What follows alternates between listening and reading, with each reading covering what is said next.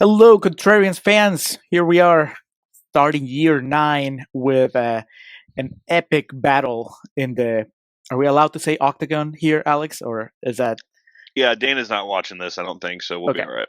All right. Well, a battle in the octagon between two powerhouses, uh, Bane and one of the guys who almost killed Osama bin Laden. Oh yeah, he's He was also the there. psycho from is it The Gift? That movie where he's the Yes. crazy Yeah. guy. Yeah. hmm Joe Edgerton, Tom Hardy, together for the first time. Never again. Talking about the movie Warrior, directed by Gavin Hood. This is a movie about Gavin Gavin Hood. O'Connor. Fuck, Gavin Hood is the guy from Wolverine Origins, right? Yes. Not the first time you've made that I know. mistake. And I'm sure he loves it when this happens. Oh yeah. Yes, I made a good movie, not an absolute pile of shit. Warrior is about mixed martial arts, and you know which of the two contrarians is a big fan of mixed martial arts. So, you know where this pick came from. This is Alex all over again. He's gonna school me in the main episode about the ins and outs of mixed martial arts and just what is accurate and what isn't when it comes to Warrior. But before we get there, we're going to help you get ready for the episode with some critics' quotes from the Rotten Tomatoes website and some trivia that is not going to be in the episode. So, just a little bit of extra content. But let's start with the quotes. Alex, we're going to start with R.L. Schaefer from IGN DVD. I think he watched this movie on DVD. Was Warrior even produced on DVD? Yeah. Yeah? Yeah. All right. It's so we talked about the box art for it completely gives away the ending of the movie. I thought that was just the Blu-ray. All right. R.L. Schaefer says, Warrior is an unbelievably effective film, not just because it's emotionally rich, but because it doesn't treat the MMA sport like a joke. We've covered MMA before in the Contrarians, Alex. Did you feel that Here Comes Boom treated MMA like a joke? Well, not really. Like, there's things that happen in Warrior that are so fantastical. Like, they're doing like legitimate pro wrestling moves in MMA fights, whereas Here Comes the Boom still has like there's goofy shit that happens, but I don't remember like anything really like, over the top in that. I mean, you believe that Kevin James could beat all those people. Yeah. All right, next, Linda Cook from KWQC TV, Iowa, says, not far removed from its true-to-life counterpart, The Fighter, Warrior is about two men who decide to enter a mixed martial arts competition for two very different reasons. Yes, just like The Fighter. Nothing like The Fighter. Yeah. I guess because there's combat in both movies, but This is about men fighting. Yeah, well, the biggest difference is that Warrior's a good movie, but and The Fighter was directed by David O. Russell. Exactly. No, I was about to say were the posters similar, but no, the Fighter poster was the poster for the wrestler, with him like leaning over the ropes and shit. So I don't know. I guess if you just think MMA and boxing are the same thing, which is fine. I'm sure a lot of people do, but I don't really know how far you can stretch the comparison to that. I guess they both had supporting performances that were nominated for an Oscar, except that Bale won and Nolte went home empty-handed. Yeah, Nolte wasn't smoking crack in this. Beth Accomando from kpbs.org says, Tom Hardy's riveting performance as Tommy Conlon in Warrior plays like a teaser of things to come when he takes on the role of Bane in the next Batman movie. Man, what you've picked out quite the assortment of reviews here. What? Do you see much correlation between Tommy Conlon and Bane? Besides his arms and traps being huge, no. He's taller in Dark Knight Rises also.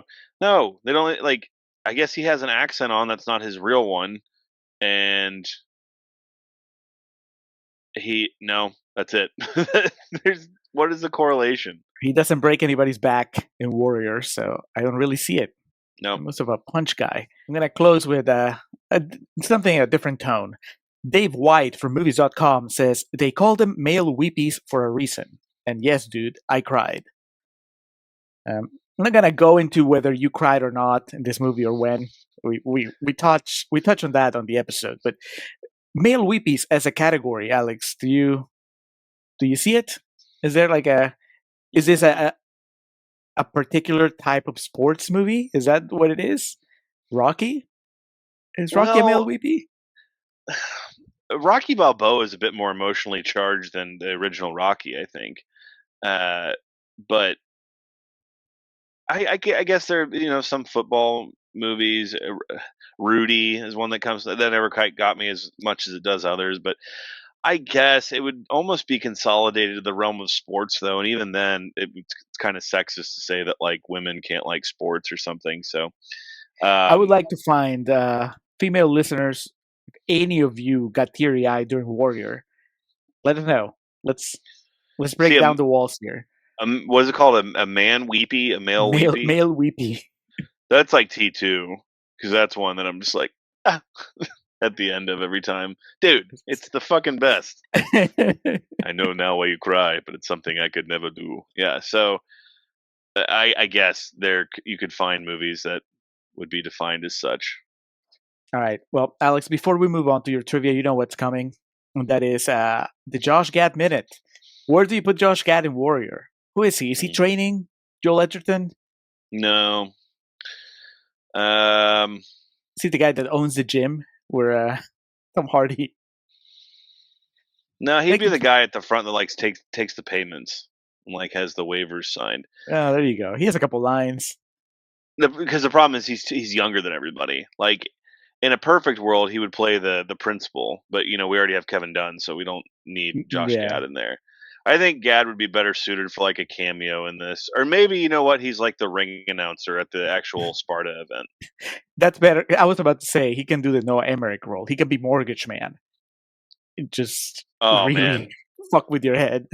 and just have like that shit eating grin on his face when he's telling him like we're gonna take your house. Yep. That was. I don't think Josh Gad belongs in Warrior, but Mm. if he was in there, those two parts would probably be best for him. Now, shoot us some trivia. Well, we mentioned Nick Nolte came and stole the show in this.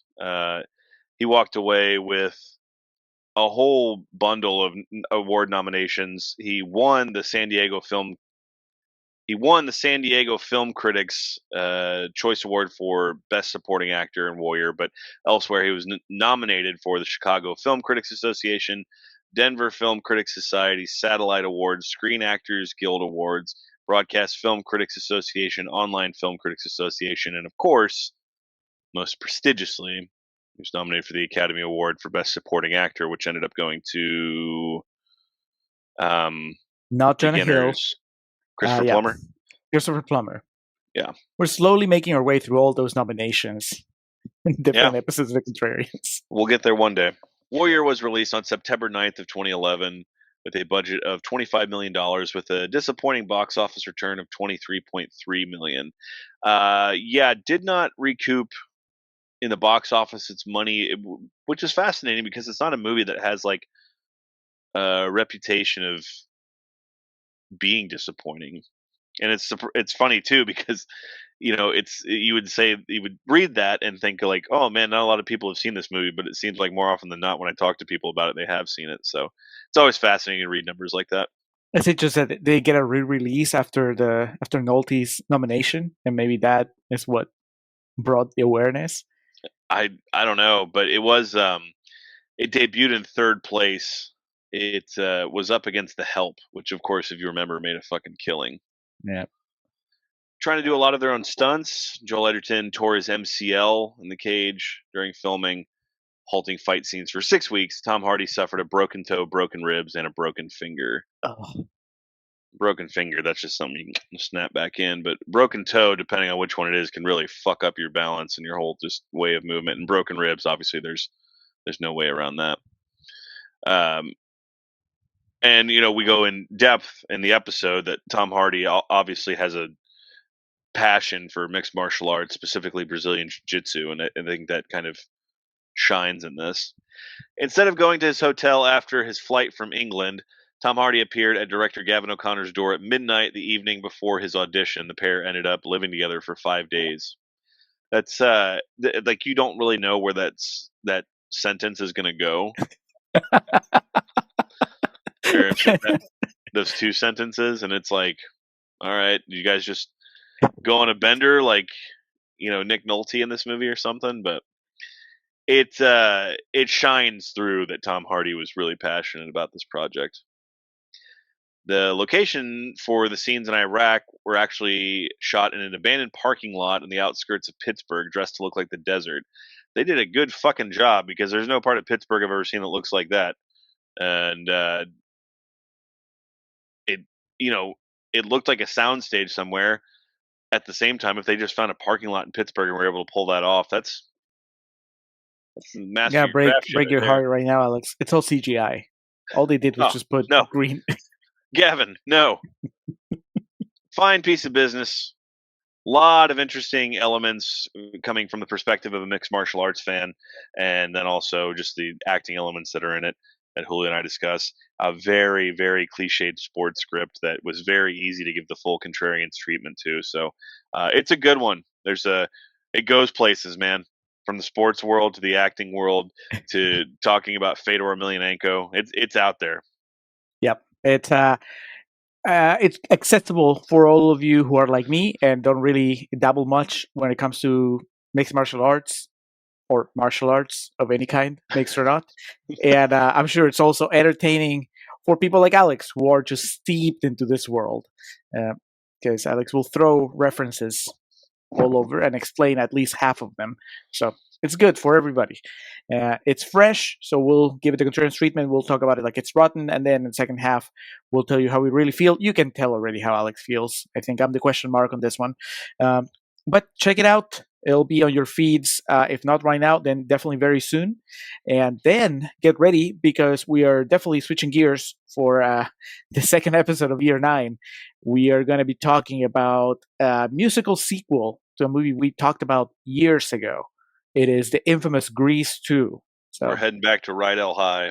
yes, no Travolta, no Olivia Newton-John, but Frenchie's still there, though. Frenchie. We have Frenchie and I think the principal. Yes. So, thank And you for Eugene. checking out. And Eugene, that's right. All right. We'll get there. But thank you for checking out the video, the podcast, for just being fans, listening to us talk about all this nonsense. We'll talk to you again soon.